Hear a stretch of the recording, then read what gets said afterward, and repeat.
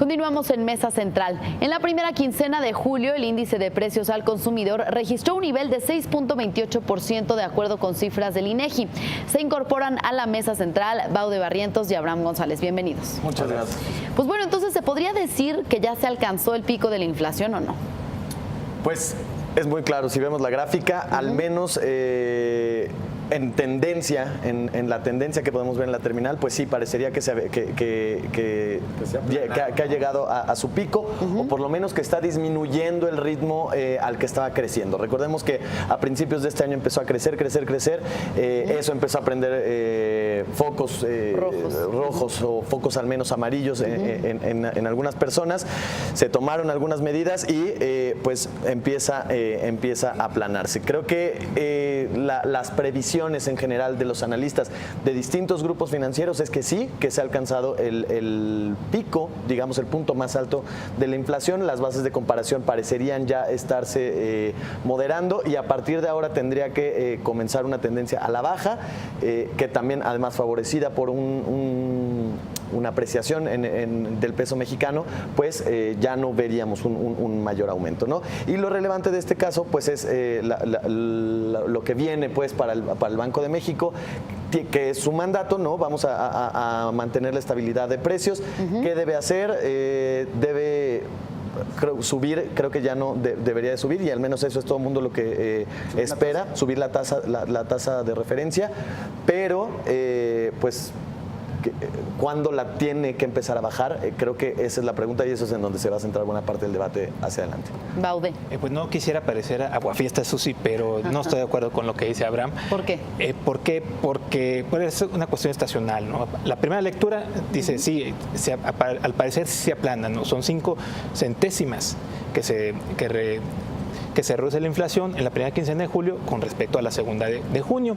Pero si lo vemos un poco más a detalle, vemos que en la cuestión de los energéticos influyeron de manera decisiva. Sí, pues está la evolución, ¿no? Todo a lo largo del año suman 13 quincenas por encima del objetivo del Banco de México. Que es anual, ¿verdad? No, Ese sí. Es anualizado, es anual. Es anual. Y son 6 quincenas consecutivas por encima del 6%. Yo creo que en los siguientes quincenas va a subir un poco más, respondiendo a tu pregunta, por una cuestión estacional. Ahí viene el regreso a clases. La demanda de útiles escolares en el país ya va a empezar a resentir pues, los efectos del tipo de cambio. Ahorita estamos hablando de un tipo de cambio de 17, sí, efectivamente ya bajó, pero hace 12 meses estábamos en 15.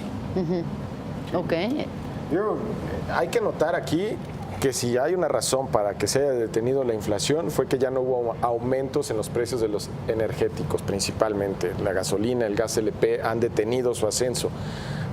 Es decir, si hubo un golpe, que lo hubo, para todos los consumidores que debieron destinar más dinero a los combustibles en lugar de otras cosas, ese golpe ya pasó, ¿no? O parece que ya fue así. Ahí tenemos justamente de la inflación general, tenemos como lo que hablábamos, el dato del 6.28 al 15 de julio, que es el dato que estamos conociendo hoy, mientras que si bajamos en los energéticos, bueno, este es al 15 de julio, 10.79%.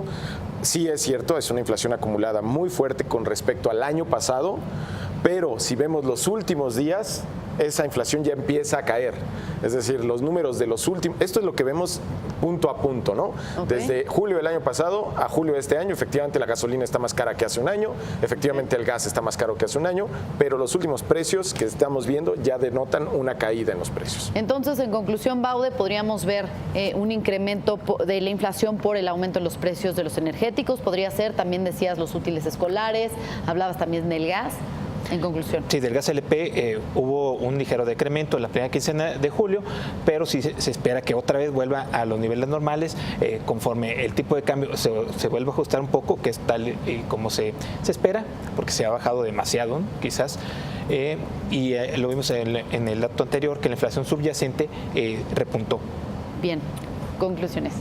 Dos puntos para concluir. Uno, sí estuvo por arriba, ha estado por arriba del 6% ya varias quincenas, pero ya van al menos 3 quincenas en el año que muestra una reducción. Creo que esas son parte de las señales a las que yo me refería. Bien. Y por último, el gráfico que estamos justo viendo en la terminal es el gráfico estacional, y creo que tampoco vemos a la mitad del gráfico es donde estamos actualmente, ¿no? Esta línea azul es la que estamos viendo, la que estamos viviendo actualmente, pero vemos que en los demás años pues en realidad está bastante plana. No creo que la estacionalidad por ahí genere una Bien. caída. Pues muchas gracias por este análisis, Abraham González, Baude Barrientos, Jonathan Ruiz, y gracias a ustedes por acompañarnos. Lo esperamos aquí el día de mañana a las 6 de la tarde en Mesa Central. Quédese con Mauricio Mejía y su Expreso Doble. Hasta mañana.